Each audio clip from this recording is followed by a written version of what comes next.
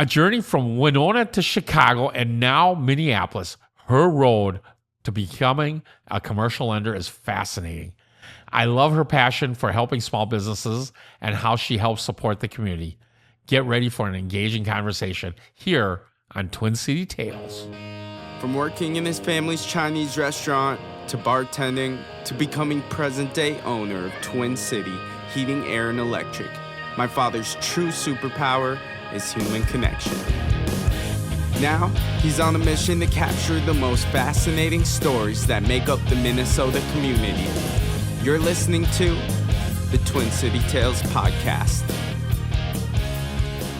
Welcome to the Twin City Tales podcast. I'm Wyman Wong, and today I'm excited to welcome Stacey Buchanan, a commercial lender at Northeast Bank. Stacey grew up in a small town of Winona, Minnesota, and has spent her career helping entrepreneurs, small business owners secure funding they need to succeed. From miniature golf courses to nonprofit animal rescues, she's passionate about finding creative solutions for businesses that might not fit the traditional mold. She's also a huge sports fan. Go Packer, Timberwolves, and Boo Packers, but we'll forgive her for it. Stacey, welcome to the show. Thank you, Wyman. Great to be here. It's great to have you. I know, through Twin City Heating and Electric, we're using you for our loans and our banking, and you guys have been fabulous. And really want to just get to know more about you. You grew up in Winona, Minnesota? Yes, yep. Born and raised there. Lived in the same house since I was a little girl. Mm-hmm. What do you remember most about being in that area? We grew up in a house where the backyard, we had there was a really big hill and literally didn't have anybody in the backyard. So I would climb the bluffs is what we called it. It was just beautiful greenery. Grew up in neighborhoods, which was fun to play with all the kids. Would take our bike to Dairy Queen. We did a lot of biking and stuff. Just a nice small town. Felt very safe, very, very fun. Yep. I always picture those smaller towns like that with the local Dairy Queen. And is it true some kids will go to school, drive up to school in their tractors? Not in Winona, but probably at some of the outskirting areas, they might do something like that. Okay. Yeah. So we have a city because we have a couple of colleges there. So I think it's just it's about a population around 30,000. So it's not quite as small as a small farm, but yeah. And it's kind of neat because you were telling me about fundraising down there, fundraising here in the city for high school. You were in all sorts of different things in high school there? Yep. I was in different band. We raised for band and marching band and different fundraisers for the school. And we had different things. And we used to do door knocking and we'd do marathons and run around there. But one story I think I shared with you was it was always fun because we had one of the parents actually had a farm with, a whole bunch of corn. So what we would do for the band fundraisers, we'd go crack of dawn early in the morning. We'd go pick the corn and then we'd go sit in a parking lot at the local grocery store and they allowed us to sell bags of corn. And then at the end, we were able to take the corn home and it was pure funds for fundraising or pure profit for the marching band to just, the kids had fun. We all had fun doing it and really had some great team bonding. So yeah, that's what we used to do. That's a great win-win. You get to sell the corn, you get money for your event. Yep, and then we get to eat the corn. And nothing better than farm fresh pick corn, correct. I tell you. Yes. Kind of missed there was a place in Brooklyn Park called Charlie's Sweet Corn. Okay. And they're gone now because they've developed all that corn of 169 and 610 and man, that was the best corn because it was so freshly picked and right to the table, you know. So absolutely. Yeah. And you've been in banking for a little bit. How did you get there? So you went to high school in Winona and Yep. And then I went to college actually in Winona for the majority of the time. I took 1 year and I was in Elmhurst in Chicago, Illinois, a suburb of Chicago. So that was fun because my dad is a native of of Chicago. He grew up there. He was a first generation. His parents came from Sicily, so they lived in downtown Chicago, owned a shoe store. So yeah. So that's why I always had a heart. Part of my heart was always been in Chicago and hoping to, actually that's where I thought I would live. But I ended up back here. So my family. Do you still go to Chicago very often? I have not been, but my oldest son and his girlfriend will be moving there at August 9th. So I will start probably visiting Chicago again. I lived there also for about 3 or 4 years after I graduated from college. So yeah. That's awesome. And it's fun. You do, so you haven't been back there in a little bit, but now Correct. you can go back there more often. Correct. Yeah. I love traveling out there, just to take a weekend. It's so close, right? Yeah. And there's so much to do, and Yeah. just a busy town. Yes. Love to visit. Wouldn't want to. For me, I don't think I'd want to stay in. Correct. There, Yep. I'm kind of like in my Minnesota world. Yep. Exactly. Yes. So you got out of Elmhurst College. Yep, I was at Elmhurst, and then I was there a year, and then I actually ended up moving back and finished my last year at Winona State. So that's where I graduated. Okay. So then my first job was at TCF Finance as a loan processor, and that's kind of how I started. I did other banking jobs. In Chicago, I was a teller and like a new accounts, opening accounts and stuff. And then I also did some backroom stuff in my local town of Winona, where I did kind of the overnight shifts. So I got to see a lot of different areas. But yeah, then when I graduated, I moved to the processing. I mean, as a college kid, you're just looking for a job, right? So I was at TCF Finance for some time, and then I ended up in the mortgage industry. And so then I went full time and I did some alternative mortgage, or, just kind of a little bit different thinking back in the day when basically you could do an app and you could get a loan, right? So not always the right way, but always worked for good people. So I did that for decades, actually. And then when the housing market crashed, actually the company I worked for, the non-conforming company I worked for, actually closed their doors. So then I started out and I got a job at Klein Bank, which is the gentleman I'm working for at Northeast Bank actually worked there and actually kind of recruited me over to Northeast Bank, but I was there for 10 years. So, oh, wow. Yeah. So most of your experiences in like a bank, and I've always curious, like the difference between a credit union and a bank. Like, sure. Yeah. I think everybody just thinks it's a place you bring your money to Yeah. or get Yeah. a loan for. Yeah. Yeah. That's all I need. But Yeah. what Yeah. are the biggest differences between the two? I would say, most credit unions are more consumer focused versus commercial focused, where banks, the bank I work at is very commercial focused, and then we like to offer, kind of consumer products just to help our customers, and like with home equity lines of credit, or different types of things like that. Where the credit union is definitely focused on the consumer, the credit cards, the car loans, and that kind of area in the lending side. And then across the board, it's pretty similar with checking accounts, savings accounts, CDs, that kind of thing. In credit unions are governed differently. We're governed by the FDIC, and we have to pay additional insurance probably for different things, where credit union is insured by, I think it's NEAU. So that's kind of the difference. It's just, but the biggest difference is, I think they have limits. Credit unions have limits on how much they can lend out for commercial lending, and they mainly stick to real estate. So they're not probably doing manufacturing in that kind of area, where, the company I'm working for, Northeast Bank, we've been doing this for 75 years. A lot of employees have been there 30, 40 plus years. So it's what we do. We focus on commercial. Yeah. And that just seems to be like your passion, like I said. 100%. Yep.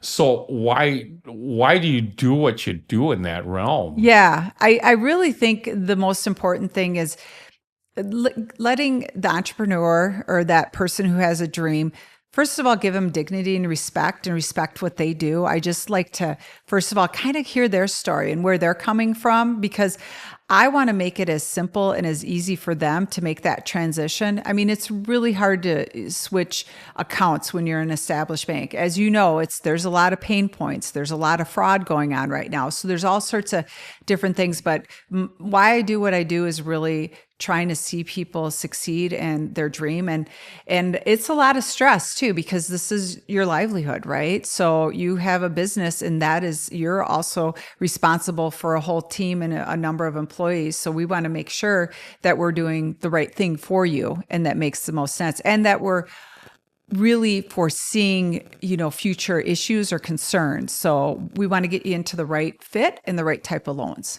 Mm-hmm. One thing that I really truly enjoy working with you at Northeast Bank, for the audiences that are listening, that are entrepreneurs out there or own their own business.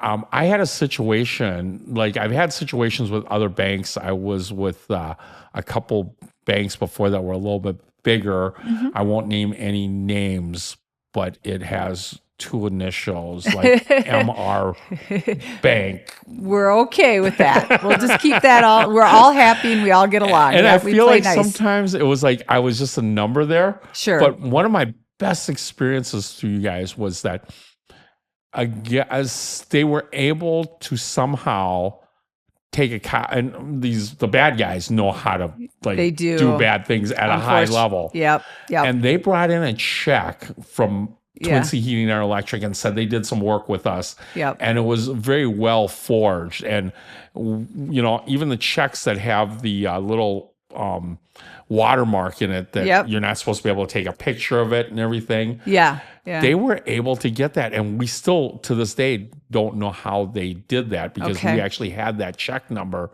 in our controller still had that check number in the thing. Yeah. The only difference is that when they write down something like they didn't capitalize certain letters on the $1,482.28, right? Okay. Or something like that. Okay. And so what was really nice about a small bank or a smaller bank like Northeast Bank, they actually called me directly or got a hold of somebody before they actually would release the funds to that person. Yep. And I know there's a lot of legalities, like that guy has a check and it looks signed by and it looks real. Yep.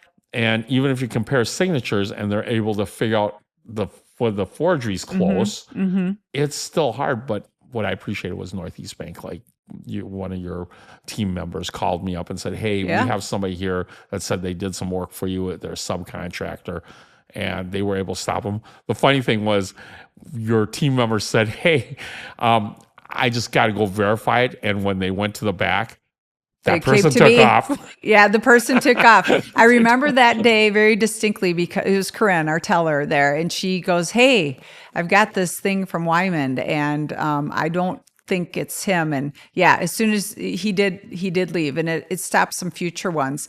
Unfortunately, your check numbers and routing numbers are given to every vendor, and they can just go order some checks online with an account number. There's not enough verification. That's why it's been pivotal, to set up some of these fraud, setting up things like Positive Pay and ACH, which is what, it's very important to do it. I don't think people realize, but it's good to know your customer and just kind of their behaviors so that we can try and recognize things. We can't always catch them, but we try. Yeah. And that Positive Pay that you guys have. Yeah. And I'm sure other banks have it. So for you listeners, if you're a business operator, it's good to ask your bank about these things. Yep. Because we forget, right? And it just takes once where you're just like, oh my gosh. And once it's cashed, I think there is ways to get it back.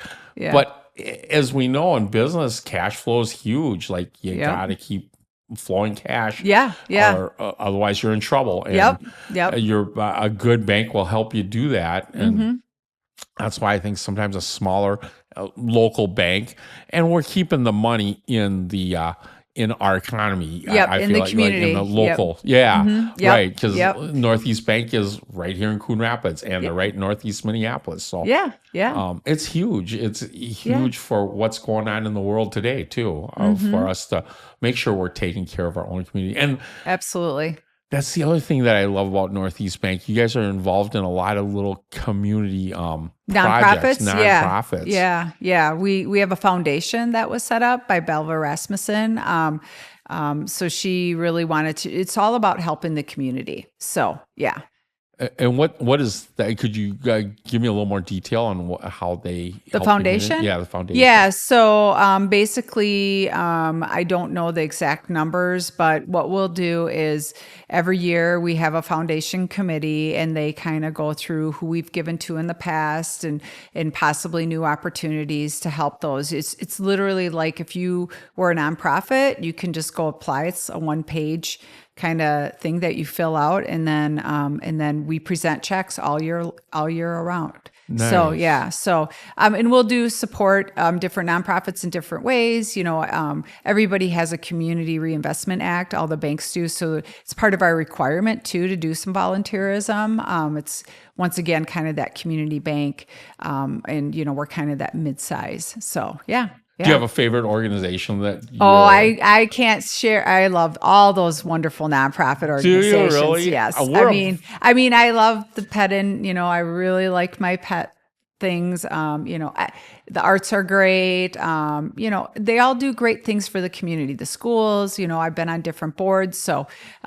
Don't really have a favorite because you know what? There's just so many good things that those nonprofits do. So anyway, we can help support them. I think that's great. And because you're definitely a big donator and really support the nonprofits too. Yeah. And I think generally most nonprofits, especially, that touch my heart, that's the ones that I really kind of like make sure that, I even reach out to them and say, hey, your gal has come out. Let me donate some tickets. But we love those tickets. Those Timberwolves seats are phenomenal. They are. Yeah. And they've just been fun this year, haven't they been? Yeah. Well, let's see what happens next year. So yeah. Exactly. We could have a whole podcast about the Timberwolves, couldn't we? We could, but you know how many people out there have Timberwolves? I know they do. Podcasts? Yeah. We'll go on to a different avenue. But yeah, one of the things that I know I'm passionate about is the nonprofit for like disabled adults who have autism. Absolutely. And those homes, because we've really recognized as, those people that just need to be advocated for.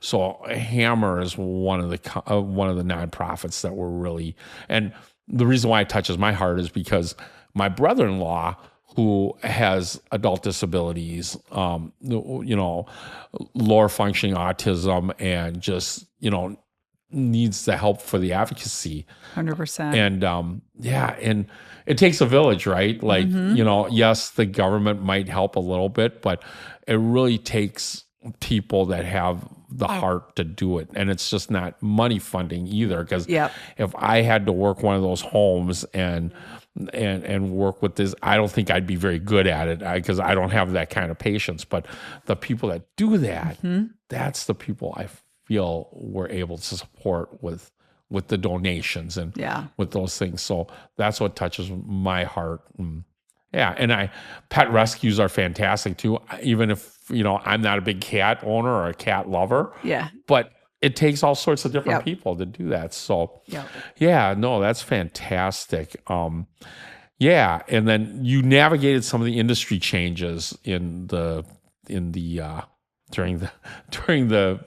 housing market. Oh back yeah, in 2007. yes I did. Yes, that I was did. Crazy. Yeah, it was crazy. Yeah. There's been a lot of changes. I mean, we had a lot of changes in rates. We went through a pandemic. We went through recessions. So it's very volatile. So we'll see what happens. And at that time, you were in mortgages. Correct. And then you moved not out conforming. of mortgage. Yep. I was more a backroom person. And then when I started at the bank, then I became more on the front line and more sales and stuff, which is not something that I ever wanted to do. I like to have a task and complete it and move forward. Now it's like, okay, I can have these tasks and do these things, but it might not move forward, or I might not be able to help the way I want to help. So it's very stressful, like I said, but a very good good kind of stress, because you do see things that are making a difference and see businesses really thriving. So anything you can aid with that. Going back to that whole 2007, 2008 housing market, I remember when it was down, and it was harder because I felt like that was like the only time in the heating and air industry where people were saying, I'm losing the house anyways.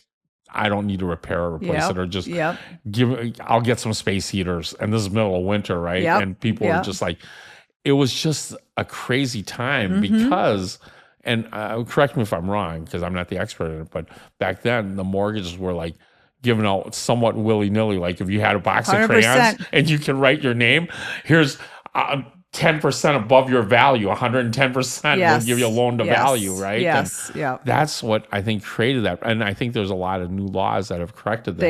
They have a lot of different things put in place to really protect the consumer. There's some things that, anytime you add layers, just like in accounting and legal, it becomes a little more cumbersome, but there's reasons behind it because of what happened. And so many families lost their homes. And that's hard to see. And it was really hard to see. Yep. Mm-hmm. Correct me if I'm wrong, but maybe that's part of the reason why you moved into commercial, or was it just... No, I think it was just more an organic type of thing, because I was a manager before I became a commercial lender. So I was dealing still, when I was at Klein Bank, I was dealing still a lot with the consumer side of things. I did a lot of loans, all across the board, and open up checking accounts, CDs, IRAs, all those things. But then I started dabbling in some of the commercial lending more in a box, and really had a passion, because I always liked working with the business owners and opening their checking accounts. And then I'd partner with a commercial lender. We'd kind of go out as a duo, and I would handle the deposit side, they'd handle the lending side. So it's always more fun to give money than to ask for it. So sometimes those things are hard, but I gotta admit, it's much funner accepting the money than to give it. See, exactly. You know exactly what I'm saying. So well, with that, let's take a break, and sounds good. We'll be back shortly. Sounds good. Thank you. Tired of lugging heavy bags of water softener salt from the store? Twin City Heating, Air, and Electric now delivers premium water softener salt right to your home in returnable, reusable 20-pound containers to go green and light it up to save you from injury. Serving the north suburbs, we're your neighbors who know how hard our water is. No more running out of salt and dealing with spotty dishes and stiff laundry. Quality salt, reliable delivery, local service you can trust. Because at Twin City Heating, Air, and Electric, we don't just keep your home comfortable, we keep your water soft and your life easy. Twin City Heating, Air, and Electric, now with water softener salt delivery. Call today or visit us online. And we are back with Stacey Buchanan after the break. And so this is the part where we got some photos from you. This will be kind of fun. Not for me, though, right? Yes, from your sister. And you might not have seen these before. Okay. So I am going to show it to you. Okay. And tell me what you're thinking. So for the audiences listening out there, this looks very 70-ish with your sister. Oh, my gosh. Oh, my gosh. So that's my other sister. The sister who sent it is not the one who's in the picture. And then I don't know if anybody knows Jerry Thiessen, but that's my brother-in-law. So he's pretty well known in the community. Yeah, that's me. In Winona. Yeah. So, no, he's known in the community here. He lives in Coon Rapids. Oh, really? Yeah. Okay. So, that's me. That's, I wonder if that's their cabin. That wasn't my house. I think that must have been their house when they lived in Coon Rapids, their first house in Coon Rapids, where kind of the Cup Foods and off of Hanson. That area. Yep. Okay. So you have a lot of even ties right into the Blaine Anoka community. Yeah, for sure. So that's awesome. That's fun. Yep. There's my hair. Oh boy. So this is a good one. So this is me and my sister Lisa. So my brother-in-law Bruce. So there's just so you know, there's like a 19-year difference between me and my sister MJ. So really they always, we didn't get raised together per se, but we did a lot of fun. So this is when we'd always go down to Rocky Point, and we were maybe under 18, and we would be able to drink. So that's when we were hanging out Rocky Point. That's some fun hair, some big 80s hair. For the audiences listening out there, this was like the typical picture that we would take with our friends. At and we were able to drink at that time at 19, I believe. Yeah, there was 18. Well, I don't think you and I hit that one, but my older sister did, right? Your older sister? Yeah. I think 18 they just changed it from 18 to 19 when we were in high school. I had to wait till I was 21. So did you? Yeah, I was in that group. I missed maybe just a little bit, but I do remember when my sister was in high school. Yeah, she was 18, and then she was 19. But then you go across the river to Wisconsin, which was 18. Exactly, and they closed the bars at 2 in the morning. Exactly. So we did that. You would fly over there, right? Yep, exactly. 1 o'clock. Yep. Good night of drinking, and let's go across the bridge. I don't know if anything bad's going to happen from something like that. But those are the days, which I'm kind of glad that they're a little more tighter and strict on that. I think kids these days are a little bit smarter. Yeah, they are. Than us. They're smarter than us. But we just won't post that. We're not going to share all this information, right, with our kids? That's right. Oh, that's right. One's in the room with us right now, right? Right behind the cameras. But that's awesome. And, and then I think last one, this is probably more. Oh, yeah. That's me and my sister, Lisa, just probably a wedding or something like that. And we were always having fun, and we had the big hair and all the curls and, the Farrah Fawcett look. Yeah. You guys look so much alike. I was just. Yeah. I was in awe, like how much you guys look alike. Almost like you could be twin sisters practically. So she's the closest in age to me. Yep. Okay. So that's my sister Lisa. So I guess MJ didn't send any pictures with her in them. No, I guess not. Yeah. Great. So at that time, obviously you were. Did you know you were always going to be in like banking or financials? Oh, no clue. No. Actually, my passion was always to be an attorney. Oh, so, wow. Yep. So I started when I was in college, I started some legal classes, and then I looked at what would be required to become an attorney. And I decided to kind of take an easier way out. And I did like business marketing. So, yeah. I think I'd be like that too. Ooh, that just sounds like too much work. I really enjoyed the classes. Like law is always, it's really good, but it's really detailed. And, I have spreadsheets and everything that I can throw things into and do like large overviews where you have to know everything when you're an attorney. So yeah, it's a great thing. Mm-hmm. So going back, if you can go back and talk to yourself, what would you tell yourself what you know now? Oh boy. Okay. Take your time with things. You don't have to rush into anything, and be a good example for your kids. So yeah, because at that age, you don't imagine any of that stuff, and you think like I'm invincible, and that nothing's ever going to happen to me. I can make decisions. Yep. It's good to take your time. I think sometimes just kind of waiting and pausing and looking at the situation before rushing in to get things right. We're always so anxious. But that's what I tell myself. I love that because I feel like in business also, right? Like we sometimes make a rash decision because it sounds good, or even our personal decisions, like, oh, this is too good to be true. I need to jump on it now. But knowing financially, like maybe we need to step back, look at some of the details, make sure. Yeah, exactly. So that's a great piece of advice to give a younger kid, right? That's what I would.